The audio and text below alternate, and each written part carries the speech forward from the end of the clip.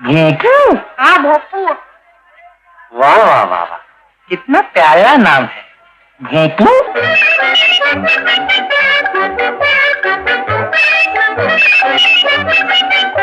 चाचा, मेरा बाप तो अपने बाप का इकलौता बेटा था, फिर तुम कहाँ से टपक पले? मैं तुम्हारे बाप का कजिन हूँ, अफ्रीका से आया हूँ। अफ्रीकन चाचा।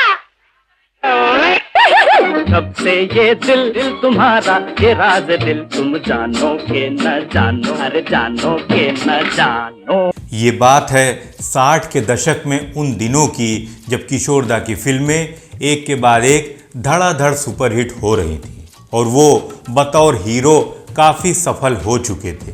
ऐसे में फिल्मों से उनकी कमाई भी भर भर के हो रही थी। लेकिन जब किशोर दा नोट कमा रहे थे तो कुछ लोग ऐसे भी थे जिन्हें किशोर दा की ये सफलता हजम नहीं हो रही थी और उन्हीं में से एक ने उनकी चुगली इनकम टैक्स वालों से कर दी और उस चुगली का नतीजा ये हुआ कि किशोर दा के घर पर इनकम टैक्स का छापा पड़ गया। क्या थी ये पूरी कहानी, जानेंगे आज के इस मज़ेदार एपिसोड में। बस मेरे साथ आप वीडियो में अंत तक बने रहिए। नमस्कार, मैं हूं आपका होस्ट और दोस्त संतोष और आप देख रहे हैं मूवी म्यूजिक मी। तो चलिए फटाफट शुरू करते हैं आज की ये मज़ेदार स्टोरी। ये बात है साल 1962 की, जब किशोर कुमार और मधुबाला की फिल्म हाफ टिकट बन रही थी। इस फिल्म का निर्देशन कालिदास जी ने किया था। चील चील चिल्ला के गजरे सुनाए, झूम झूम कौवा भी ढोलक बजाए, वाह वाह वाह, अरे वाह वाह वाह। चांद रात तुम हो साथ, क्या करे अजी अब तो दिल मचल मचल गया।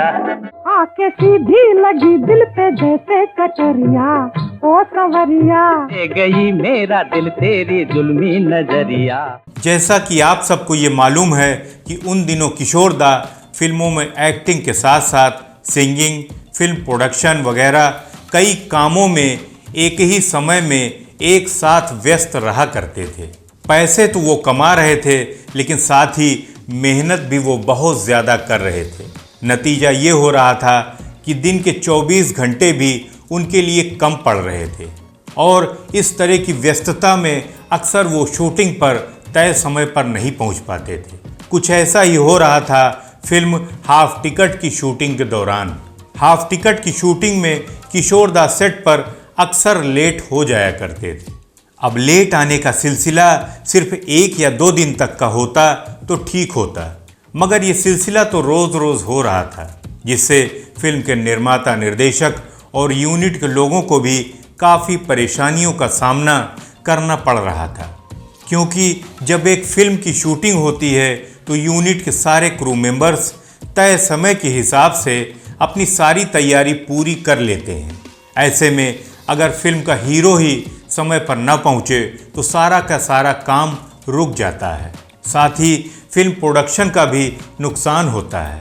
अब किशोर दा अपने काम की व्यस्तता की वजह से सेट पर हमेशा लेट पहुंचते थे, तो फिल्म का निर्देशन कर रहे कालिदास उनकी रोज़ रोज़ की इस आदत से काफ़ी परेशान हो चुके थे। एक दिन कालिदास जी के सब्र का बांध टूट गया और वो काफ़ी गुस्से में आ गए। क्योंकि किशोर दा कालिदास जी से काफ़ी सीनियर थे, इसी कारण कालिदास जी किशोर दा को कुछ कह नहीं पाते थे। ऐसे में कालिदास जी ने दूसरा रास्ता निकाला और चुपके से इनकम टैक्स डिपार्टमेंट में किशोर दा की शिकायत कर दी। अब शिकायत के बाद हुआ वही जिसका डर था। किशोर दा के घर पर इनकम टैक्स वालों ने रेड कर दी। वो मेरे पीछे हाथ धो पड़ा है, बचा ले मुझे, बचा ले मुझे। वो मेरे पीछे हाथ धो के पड़ा है, बचा ले मुझे, बचा ले मुझे। अब आप समझ सकते हैं कि किशोर दा को इसका कितना ज़्यादा नुकसान हुआ होगा। उन्हें पैसों की परेशानी तो हुई ही, साथ ही साथ उनके समय की भी बहुत बर्बादी हुई। जाहिर सी बात है कि इन सब मामलों में इनकम टैक्स डिपार्टमेंट के सामने कागजी दस्तावेज़ों को पेश करने में काफ़ी परेशानी होती है। अपना काम धाम छोड़कर किशोर दा को ये मामला निपटाने में काफ़ी टाइम लग गया। वैसे तो किशोर दा पैसों के मामले में काफ़ी सख्त थे, जब तक पूरा पैसा नहीं आता था वो पूरी तरह से काम नहीं करते थे और पैसे पूरे आने के बाद ही काम पूरा करते थे। लेकिन इस घटना के बाद किशोर दा को लगा कि जैसे उनके मेहनत से कमाए पैसों पर किसी ने डाका डाल दिया हो। लेकिन दोस्तों, इस कहानी का मज़ेदार ट्विस्ट तो अब आने वाला था। किशोर दा अपने साथ ऐसी हरकत करने वाले शख्स की तलाश में जुट गए और ये सोच लिया कि वो उस इंसान को छोड़ेंगे नहीं। इनकम टैक्स से निपटारा पाने के बाद किशोर दा को कहीं न कहीं से ये पता चल गया कि ये हरकत किसने की थी और जब उन्हें कालिदास जी के नाम का पता चला तो किशोर दा ने उन्हें सामने से कुछ भी नहीं कहा और एक दिन कालिदास जी को चाय पर अपने घर बुला लिया। चाय पीने के बाद किशोर दा कालिदास जी को एक कमरे में ले गए। कालिदास जी जैसे ही कमरे के अंदर गए, किशोर दा चुपके से बाहर आए और बाहर से कमरे को बंद कर दिया। कालिदास जी ने अंदर से खूब दरवाज़ा पीटा, खूब आवाज़ें लगाई, मगर किशोर दा तो किशोर दा ही ठहरे। उन्होंने दरवाज़ा नहीं खोला। आखिरकार कालिदास जी थक हार कर बैठ गए। अब तक उन्हें ये समझ में आ गया था कि इनकम टैक्स वाली बात किशोर दा को पता चल चुकी है।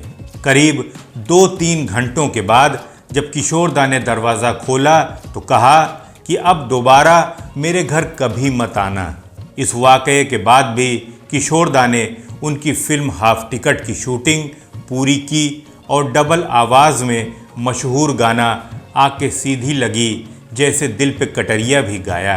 हट जाओ हाय हाय ना बनाओ हाय हाय खट रंगीले आवरे आके सीधी लगी दिल पे जैसे कटरिया। दोस्तों, किशोर दा जितने फिल्म स्क्रीन पर मजाकिया नजर आते थे वैसे ही अपनी असल जिंदगी में भी थे।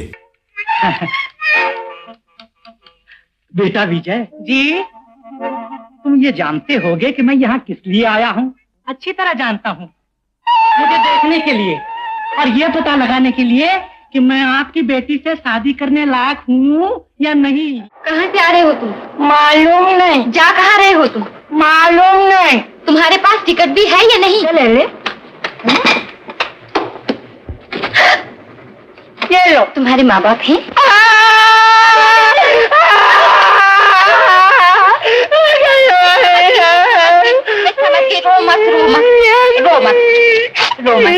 रो मत। सुनो, बम्बई जाकर किसके साथ रहोगी? तुम्हारे साथ। आपका इस कहानी के बारे में क्या कहना है? कालिदास जी ने किशोर दा के साथ जो कुछ भी किया था, क्या वो सही था या गलत? हमें कमेंट बॉक्स में लिखकर ज़रूर बताइएगा। और अगर ये जानकारी आपको अच्छी लगी हो तो प्लीज़ इसे लाइक और शेयर ज़रूर कीजिएगा।